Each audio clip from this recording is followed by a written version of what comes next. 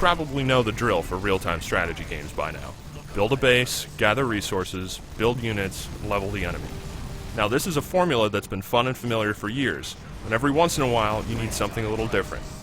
With Dawn of War 2, developer Relic decided to revisit the fundamentals of the RTS and take some bold steps towards introducing new ideas to the fold. The results are impressive across campaign and skirmish modes. The first thing you'll notice is that Relic has ditched base building. For the campaign, you're given a finite number of persistent squads.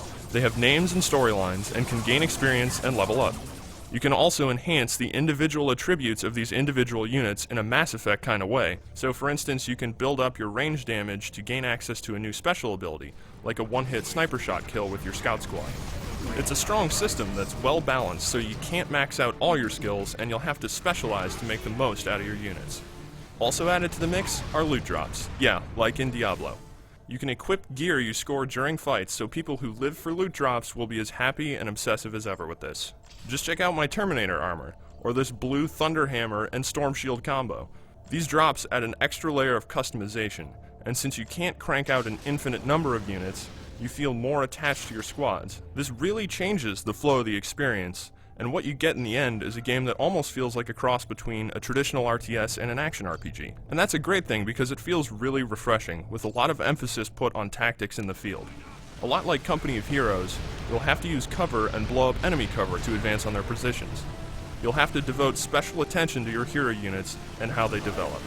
You'll have to switch up squads based on how you equip items, which can change factors like teleporting, throwing grenades, or using the devastating orbital laser. There's a lot of depth here, and I really enjoyed spending the extra time to power up my units to be ridiculously strong. This is especially true because the crazy, over-the-top gore is still intact from the original Dawn of War. The campaign missions also require some thought, because there isn't a strictly linear progression. There are 3 planets that you jump back and forth between, and if you should fail, things just keep on moving forward.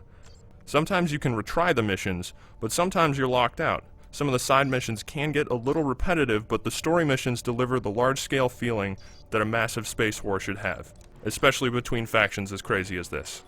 Unfortunately, the story and the voice work is pretty weak. The Warhammer 40k nuts probably get a kick out of the characters, but for someone starting out, it likely won't capture your attention. Thankfully, multiplayer is set up really well. Unlike the campaign where you play just as the Space Marines, you can also play as the Tyranids, the Eldar, and the Orcs here. Skirmish games center on capturing power nodes and requisition nodes for resources for unit production. The game also offers Company of Heroes style victory point gameplay, where holding a majority of the victory points results in your opponent's point total slowly depleting until it reaches 0. The action is fast-paced, and considering the smaller map sizes, smaller unit counts, and the fact that the maps are pretty open means the fighting occurs all over without getting bogged down. While there's some limited construction here and there, there's no real base building, giving the game a unique, more accessible, and entertaining flavor. It's great to see a game that moves away from the standard, established formula, and does so with the kind of success that Relic has achieved here. While it's a different kind of game that may take some getting used to, Relic's take on tactical combat and streamlined RTS design is absolutely worth checking out. For the full written review, head over to IGN.com. We stand victorious in the Emperor's shadow.